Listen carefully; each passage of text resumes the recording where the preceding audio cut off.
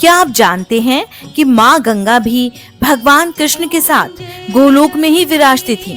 फिर ऐसा क्या हुआ कि गंगा को धरती पर आना पड़ा? क्या केवल भागीरथ की तपस्या ही कारण थी या कुछ और? इस वीडियो में मैं आपको माँ गंगा की पूरी कथा सुनाऊंगी।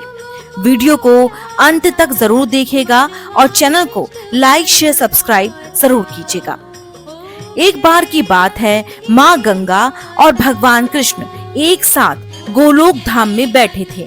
तभी राधा रानी ये देखती हैं और क्रोधित हो जाती हैं। वो इतना क्रोधित हो जाती हैं कि माँ गंगा को अपनी मुट्ठी में ले लेती हैं और पीने लगती हैं। माँ गंगा भगवान कृष्ण के पैरों में जाकर छुप जाती हैं। श्री राधा को बहुत ढूंढने पर भी माँ गंगा नहीं मिलती। तब राधा रानी कृष्ण से कहकर माँ गंगा को ऐसे स्थान पर भेजने का निवेदन करती हैं जहाँ पापी हों। भगवान कृष्ण कहते हैं कि गंगा को पृथ्वी पर तो मैं भेज दूंगा, पर भले ही उसमें कितने पापी स्नान करें, सबके पाप धुल जाएंगे। और केवल पापी ही नहीं, संत महान मुनि भी गंगा में स्नान करेंगे, जिससे गंगा की पवित्रता बढ़ेगी। जब तक पृथ्वी रहेगी, गंगा पृथ्वी पर ऐसे ही पापियों के पापों को धोती रहेगी एवं संत महात्माओं के स्नान और दर्शन मात्र से सारे पाप धुलते रहेंगे। जो भी मनुष्य गंगा जल में स्नान करेगा वह पाप मुक्त हो जाएगा। श्री राधा रानी मान जाती हैं।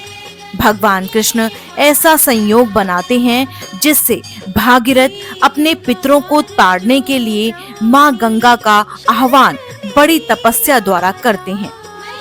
तब ब्रह्मा जी कहते हैं कि गंगा का वेग पृथ्वी नहीं सह सकती।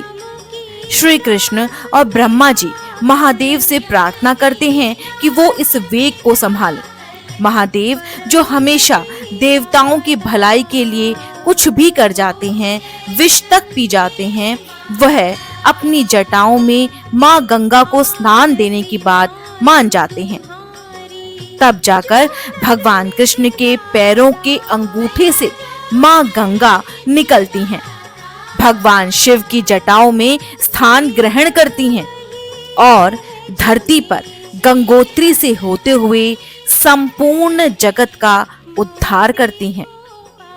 ब्रह्म वैवर्त पुराण के अनुसार गंगा दशहरे के दिन ही माँ गंगा पृथ्वी पर आई थी। इसी दिन माँ गंगा धरती में पापियों के पापों को हरने के लिए गंगोत्री के रास्ते से धरती पर पधारी थी। इसीलिए संपूर्ण जगत, विशेषकर भारतवर्ष में गंगा दशहरा बड़ी धूमधाम के साथ मनाया जाता है।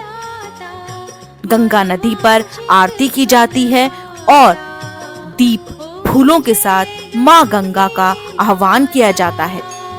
जय माँ गंगे।